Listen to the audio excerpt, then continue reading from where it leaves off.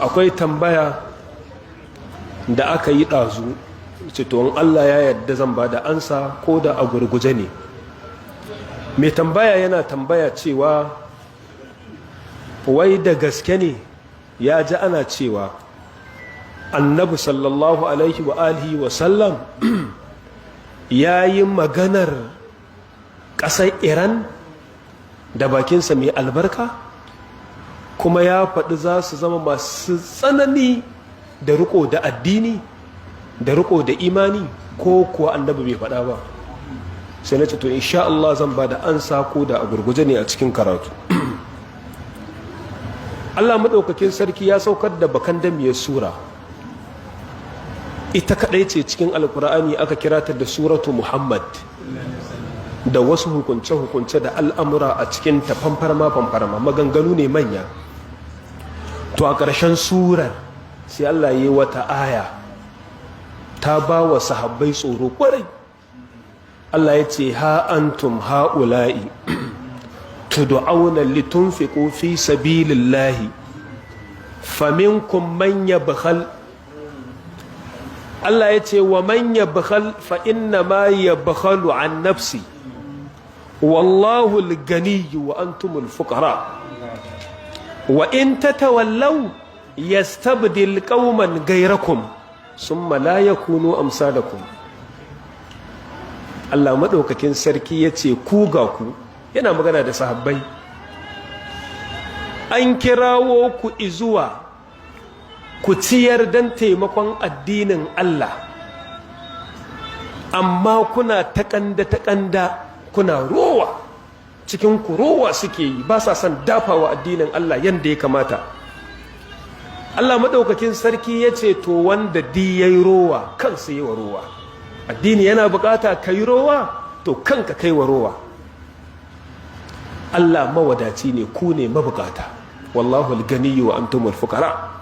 Allah yace to kowa ya ji, wa in tatawallaw, idan kuka juya baya gaburan imani, suka juya baya gaburan imani su sabon annabi sallallahu alaihi wasallam na zamanin sa, Allah ya ce yastabdil qauman ghayrakum, Allah zai musanya wasu mutanen ba ku ba, sun la yakunu amsalakum, sannan ba za su zama irin ku ba. Annabi sallallahu alaihi wa alihi wasallam bayan wannan aya ta sauka, a hadisin da Ibn Hibban ya rawaice shi a sahihi, hadisi na 700 ko 7123, Hakimu a Mustadraku hadisi na 3709, Tirmidhi a Sunan hadisi na 3260, da ragowar marwaita sun rawaice shi. Abu Huraira ya ce ma'aiki sallallahu alaihi wa sallam ya karanta wannan ayar, wa in tatawallaw, in kuka juya baya yastabdil qauman ghayrakum summa la yakunu amsalakum. Allah zai canja wasu, ya tafi da ku, ya kawo wasu kuma ba za su zama irin ku ba. Da annabi ya karanta ta, sahabbai sai suka ce ya rasulullah, man haula'i allazina in tawallaina ustabdalu ko ustubdilu bina.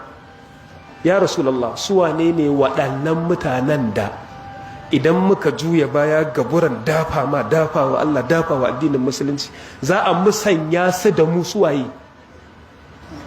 Annabi sallallahu alaihi wa sallam aka ce a ruwayar akwai sayyidina Salmanul Farisi, yana kusa da shi a gefensa haka.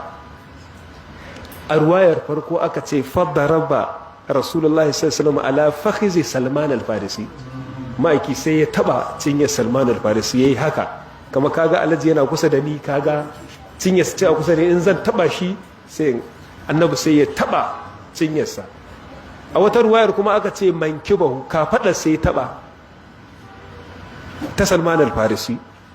Ma'aiki sai ya ce haza wa qaumuhu ko haza wa ashabuhu, wannan da mutanensa, su Allah yake nufi.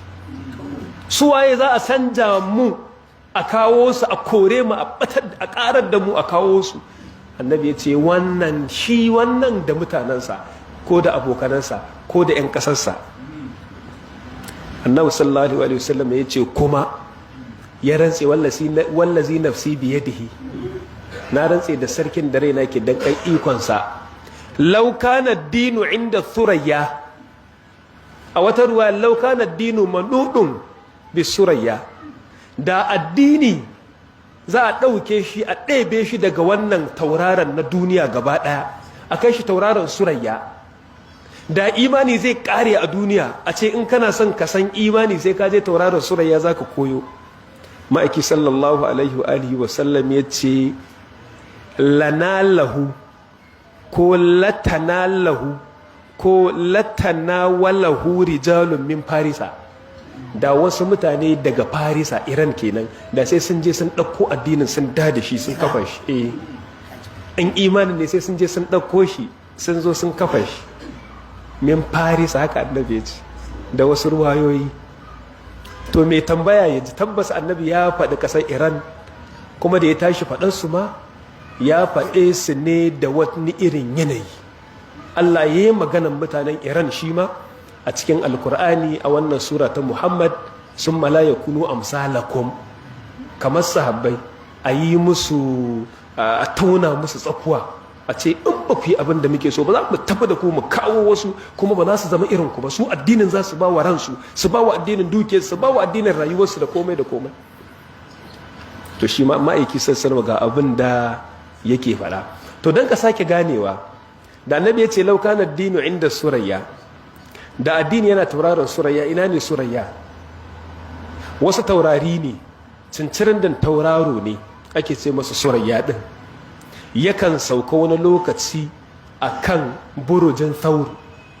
Daga kaukabul ard, wannan tauraron da muke rayuwa a ciki na earth na duniya, zuwa wancan tauraron tafiyar kilomita 440 ce ta haske, kilomita shekara 440 sana dau'iya. Daga nan in kana son ka je can sai ka shekara 440 kana gudu, kuma gudun irin tafiyar haske, da duk sakan ɗaya yana cin kilomita 300 shi haske. To irin wannan tun saurin, to irinsa za ka yi, amma sai ka yi shekara 440 sannan za ka je tauraron surayya, saboda nisa. To annabi ya ce da addinin musulunci zai ƙare a duniya ya koma wannan duniyar ta tauraron surayya, mutanen farisa za su je su dawo da shi su inganta shi. To kaga mai tambaya sai ji tabbas annabi ya yi maganar surayya a ya take da suna farisa, Iran, kuma malaman hadisi kaf sun tafi akan wannan hadisi ingantacce ne. Nasiruddin al-Albani shi ma ya ce hadisi ne ingantacce wannan hadisin. Kaga musulmai ba su da ragin daka cikin hadisin, shi yasa kullum ake faɗa wannan yakin da kaga suna yi su da gaske suke, makamai da suke tanada da gaske suke tanada, saboda Allah ya ce wa iddu lahum mastata. Babban abin da za mu yi guda ɗaya ne, mu taimaka musu da addu'a, tunda ita addu'ar rabin yakin ce.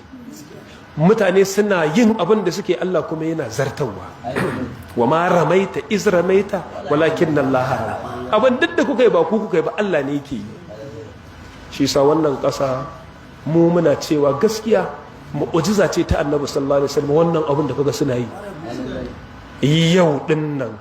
Masana duniya na masu nazarin kalar makaman da ake da su a duniya suna iya faɗa, duk ɓoyewarsu, duk yadda ake ƙoƙarin ɓoye wani abu na ƙasashen musulmi na cigaba, amma suna iya faɗa duniya ta ji cewa an kasa gano kalar samfuran makaman da Iran take amfani da su. Takanolojin ya tafi ya shiga ya je inda ake so. To makamai ne kana ji yanzu ake gaya mun, sai su yi makaman su sa mai sunan sahabi ko sunan ɗa daga 'ya'yan annabi ko sunan takobin sayyidina Ali. Kaji wani makami da suka cilla sunansa zulfiƙari, takobin sayyidina Ali, la saifa illa zulfaƙari wa la fatan illa Ali. Haka annabi ya ce, annabi ya ne masa kirari, ko annabi ne ya faɗa ko dai wata magana ban na manta, ban bi ruwayar ba, amma dai annabi ya ne wa sayyidina Ali kirari. An ga fito filin daga, to ba wata takobi kamar ta sayyidina Ali ba. to suka yi makaman suka samu masa Zulkifar kuma ya je yayi abin da ake so yayi. To waɗannan mutane mu yi musu addu'a jama'a, mu yi musu addu'a Allah ya ba su sa'a. Ai suna addu'o'i ba ƙanana ba. Allah ya ba wa Iran nasara da ita da masu taimaka mata. Allah ya tarwatsa Isra'ila da ita da masu taimaka mata, gaba ɗayansu ba su fi ƙarfin Allah ba. Allah ya mana muwa.